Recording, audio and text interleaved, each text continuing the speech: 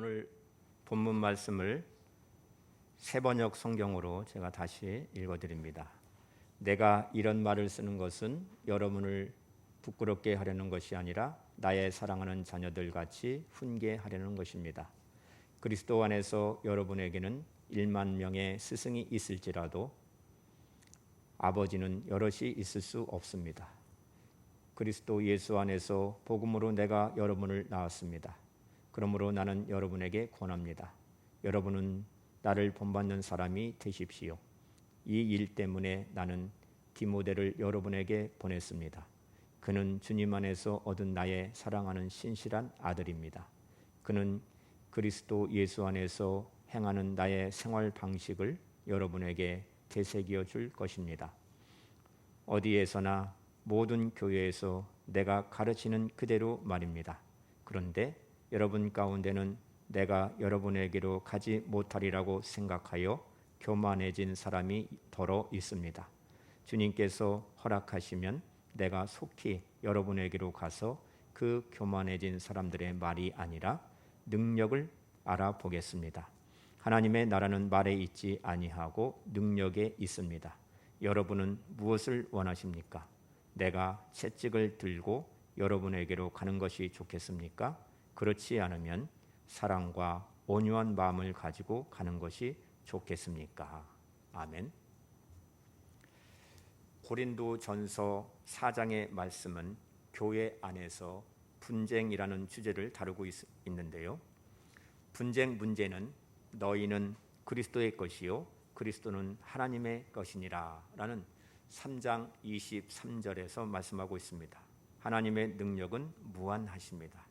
그런데 하나님의 말씀을 맡은 종들에게는 세상에서 많은 지위와 돈과 권력을 주지 아니하시고 때로는 가난하게도 하시고 때로는 비참하게도 하시고 때로는 사람들에게 조롱과 멸시를 당하게도 하신다는 것입니다. 그 이유가 무엇입니까? 하나님 말씀에 능력이 있기 때문에 그 능력을 받아서 하나님의 선한 일을 하게 하시려고 겸손하게 하시는 것입니다. 그래서 사도는 나를 본받는 자가 되라라고 권면을 하였던 것입니다. 본문에는 자녀와 아버지라는 관계 속에서 본받으라고 말씀하고 있습니다. 사도는 고린도 교회 성도들을 부를 때 14절에서 내 사랑하는 자녀라고 호칭하고 있습니다. 사랑하는 자녀라고 말하는 것은 그리스도 예수 안에서 복음으로써 내가 너희를 낳았다라는 말씀을 하기 위해서인 것입니다. 그리고 15절에서는 스승과 아버지가 등장을 하고 있습니다. 스승은 제자들을 양육하는 자이고 아버지는 자녀를 낳은 자입니다. 이 세상에는 가르침을 주는 많은 선생들이 있습니다.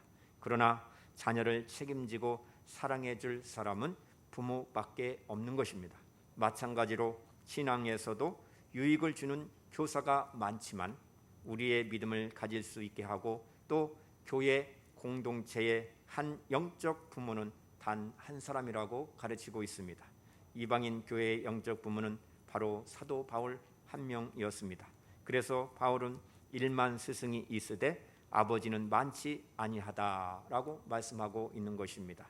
그렇다면 우리는 영적 스승입니까?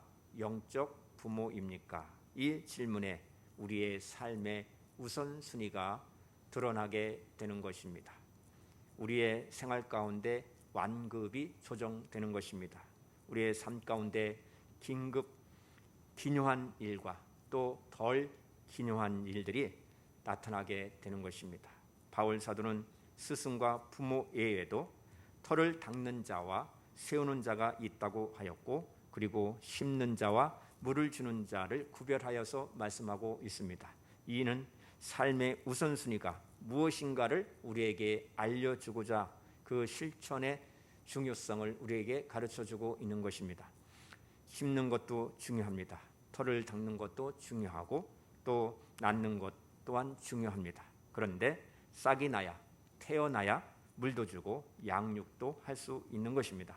오늘날 그리스도인들은 스승만 있고 양육하는 부모는 만나기 쉽지 않는 시대에 우리가 살고 있습니다.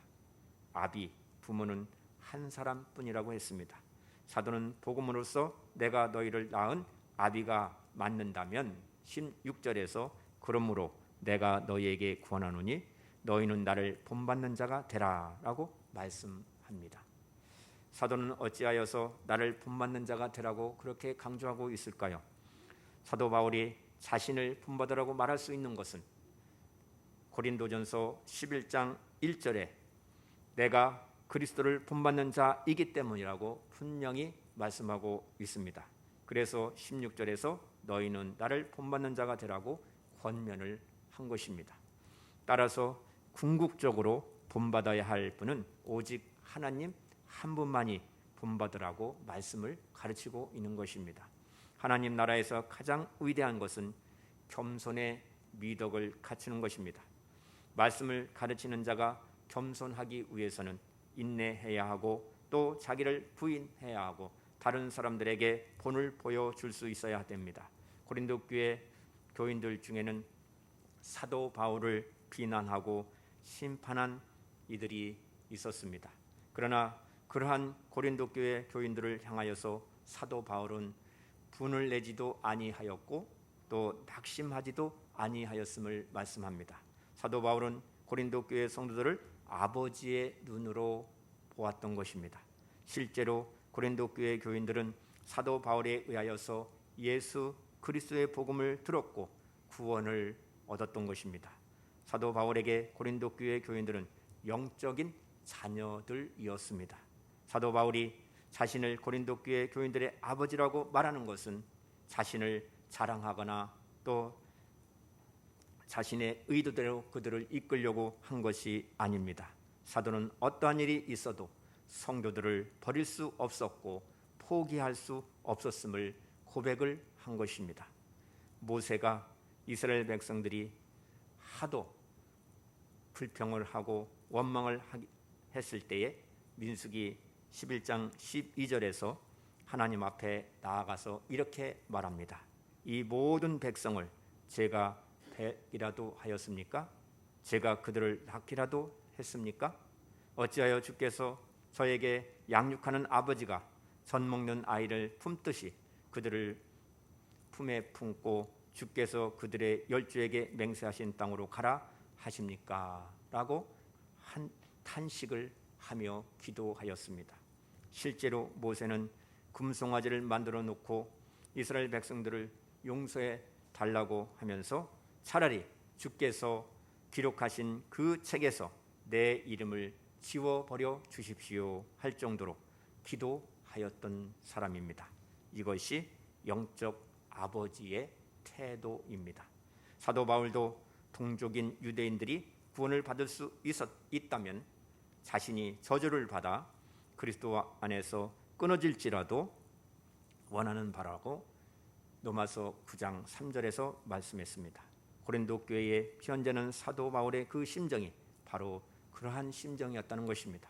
사도 바울만이 아닙니다. 하나님의 성전된 저와 여러분들은 또 같은 마음을 가져야 하는 것입니다. 바로 이 마음이 십자가에서 우리를 대하신 죽으신 예수 그리스도의 마음인 것입니다. 예수님께서는 사마리아 사람을 만나실 때에 그들의 상태를 잘 아셨습니다. 그들은 타락한 삶 속에서도 이웃 사람들로부터 따돌림을 받았습니다. 그 중에 마음이 강팍해질 때까지 강팍해진 사마리아 여인을 만나 주셨습니다.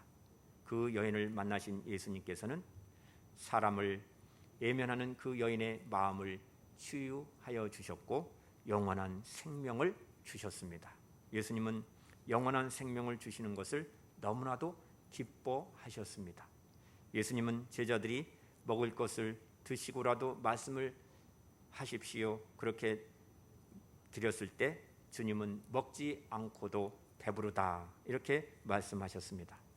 주님은 그 여인을 가리켜서 잃어버렸던 한 영혼이 구원받아야 할 존귀한 하나님의 자녀, 하나님의 딸로 그렇게 보신 것입니다.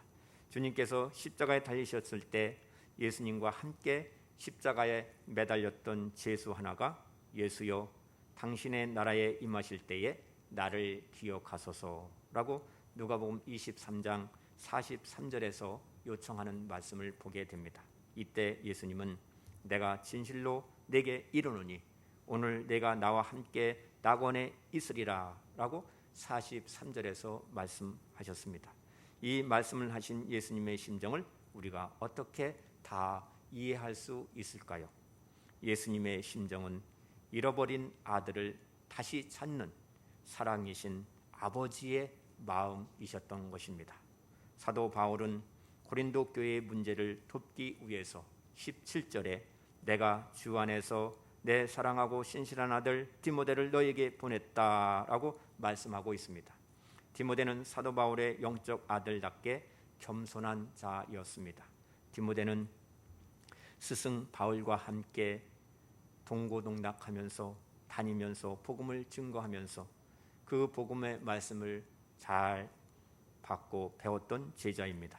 그래서 사도는 고린도 교회 교인이 디모데가 전해주는 그 복음을 들으면 진리의 말씀을 깨달을 것이다 라고 생각을 하였던 것입니다. 그래서 그리스도 예수 안에서 나의 행사 곧 내가 각 교회에서 가르치는 것을 디모데를 통해서 듣게 될 것이라고 말씀을 한 것입니다.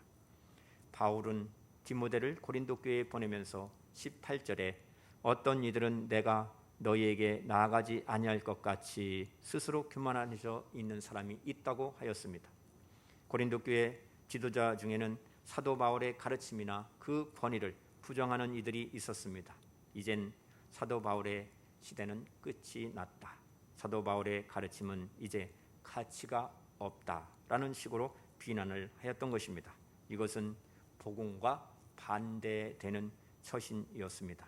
그래서 사도 바울은 주님께서 허락하시면 다시 고린도 교회를 방문하여서 그들에게 복음의 능력을 확인시켜 주고 싶었던 것입니다.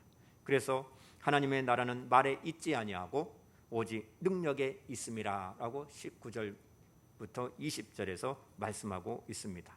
여기서 능력과 말이 대조되어 있는 것을 보게 됩니다. 지혜의 권능의 말씀은 성령의 나타나심과 능력으로 되는 것입니다. 이것을 복음의 능력과 말씀의 권위를 의미하는 것입니다. 복음은 하나님의 능력 그 자체인 것입니다. 그래서 우리의 신앙은 능력의 말씀을 통해서 사탄을 이기고 또 죄를 이기고 기도의 응답을 받는 그 능력이 우리에게 나타나게 되는 것입니다. 복음은 병든 영혼을 고치는 능력이 되는 것입니다. 그래서 사도 바울은 지식으로 복음을 알려고 하지 않았던 것입니다. 자신이 지적이고 세련된 말을 잘 함으로써 스스로 좋은 자리에 앉으려 하지도 아니하였습니다.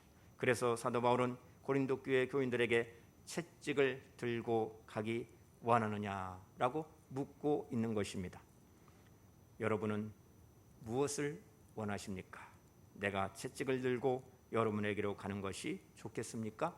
그렇지 않으면 사랑과 온유한 마음을 가지고 가는 것이 좋겠습니까? 라고 질문을 한 것입니다. 사도는 사랑과 온유한 마음을 가지고 복음을 전하였습니다. 이것이 복음의 능력이 나타나는 조건이 되었다라고 말씀하고 있습니다. 사도 바울은 고린도 교회 교인들에게 끝까지 사랑과 온유한 마음으로 대해 주었던 것입니다. 이것이 예수님의 마음입니다.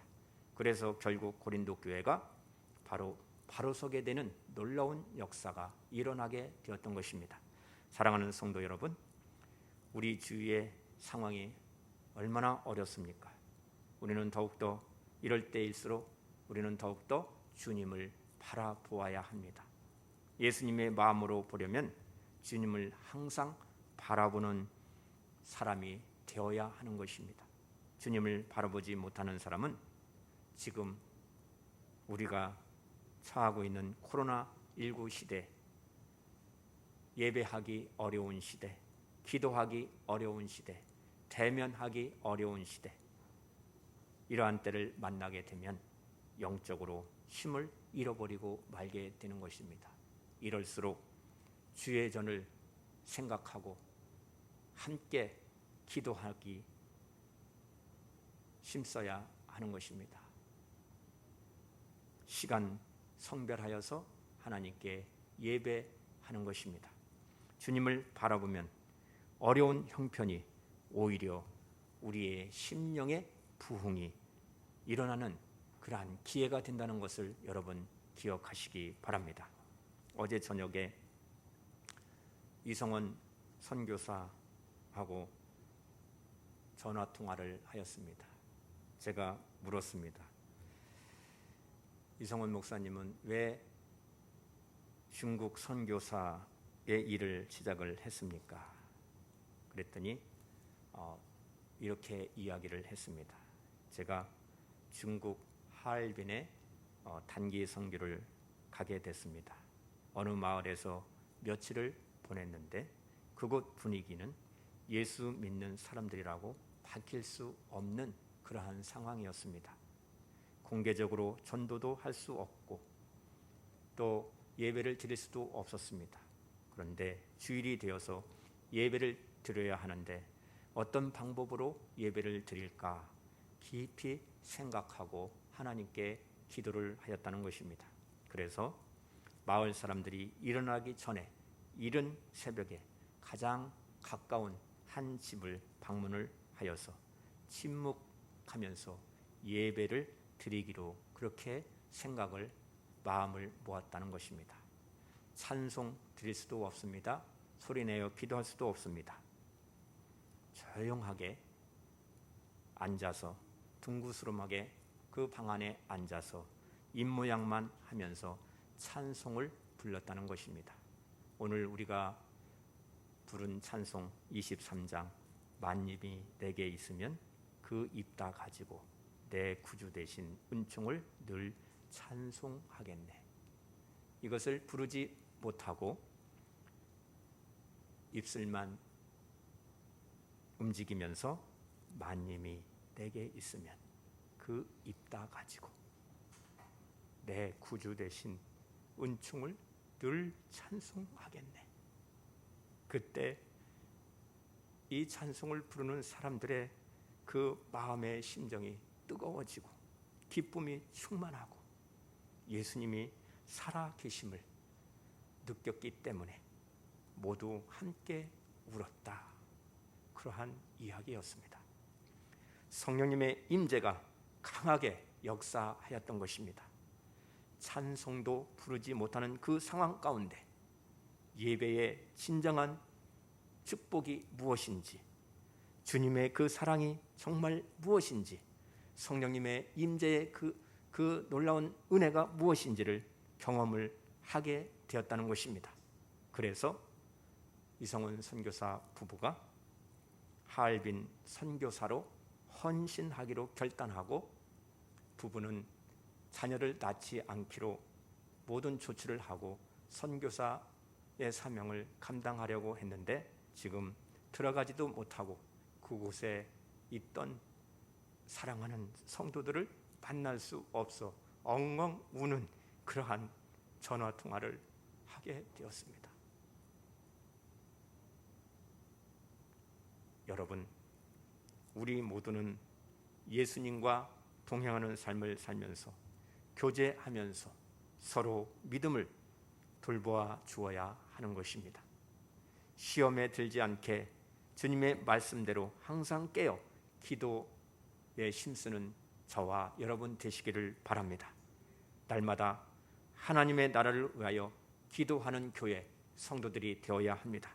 우리 교회는 우리 성도님들만이라도 예수님의 마음으로 함께 살면서 거룩한 공동체를 이루어 나가기를 간절히 바랍니다. 바울은 주님이 거하시면, 주님이 허락하시면 즉시 고린도 교회에 가서 그들을 만날 것이라고 다짐하였습니다. 그런 기회가 오기만을 간절히 기도하였습니다. 바울의 그러한 마음이 바로 경건의 능력이었고 복음의 능력이었음을 말씀하고 있습니다.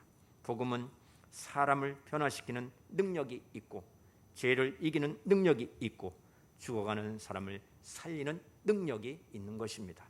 그래서 우리는 할 수만 있다면 복음을 증거하고 그 영혼을 사랑하면서 기도하면서 계속 섬겨야 합니다. 하나님의 말씀의 권세는 사람이 많이 모이는 데 있지 않습니다. 예수님께서 말씀하셨습니다. 두세 사람이 내 이름으로 모인 곳에는 나도 그들 중에 있느니라고 마태복음 18장 20절에서 말씀하셨습니다.